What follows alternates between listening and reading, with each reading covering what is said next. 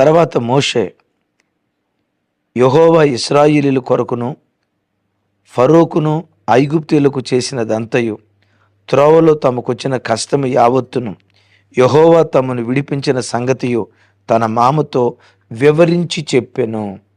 ఎట్లా చెప్పాడట? వివరించి చెప్పాడు. పొడి పొడిగా మాట్లాడాల.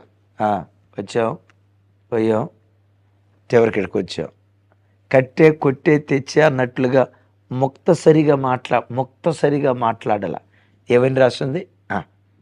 వివరించి మాట్లాడాడట. ఈ మాట వింటున్న తమ్ముడు, మీ మామయ్యతో నీకు అలాంటి అనుబంధం ఉందా?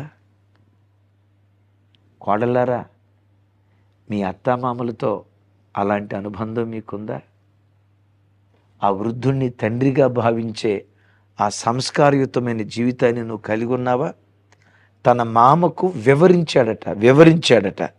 అలా వివరించి చెప్తే చూడండి 9వ వచనం, యెహోవా ఐగుప్తీయుల చేతుల నుండి విడిపించిన ఇశ్రాయేలీయులకు చేసిన మేలంతటిని గూర్చి యిత్రో సంతోషించెను. మరియు యిత్రో ఐగుప్తీయుల చేతిలో నుండి ఫరో చేతిలో నుండి మిమ్మల్ని విడిపించి ఐగుప్తీయుల చేతి క్రింద నుండి ఈ ప్రజలను విడిపించిన యెహోవా స్తుతించబడునుగాక. ఐగుప్తీయులు గర్వించి ఇశ్రాయేలు మీద చేసిన దౌర్జన్యమును బట్టి ఆయన చేసిన దాన్ని చూచి యెహోవా సమస్త దేవతల కంటే గొప్పవాడని ఇప్పుడు నాకు తెలిసి ఉన్నదని చెప్పెను. మరియు మోషే మామయ్యైన యిత్రో ఒక దహన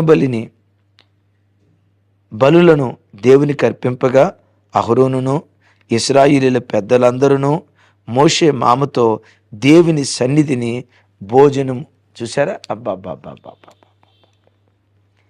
ఏకంగా దూడనే కోసి వదిలిపెట్టారండి. మోషే ఏం చేశాడో తెలుసా? వాళ్ళ అన్న అహరోనుని పిలిచాడు, ఇశ్రాయేలీయుల పెద్దలను పిలిచాడు, వాళ్ళందరినీ కూర్చోబెట్టి వాళ్ళందరితో కలిసి యిత్రోను కూర్చోబెట్టి వాళ్ళతో కలిసి భోజనం. అంటే విచిత్రం. యిత్రో మోషే విచిత్రం చూడండి. తన మామయ్యన యిత్రోతో మోషే ఒక్కడే తత్సంబంధం కలిగి లేడు.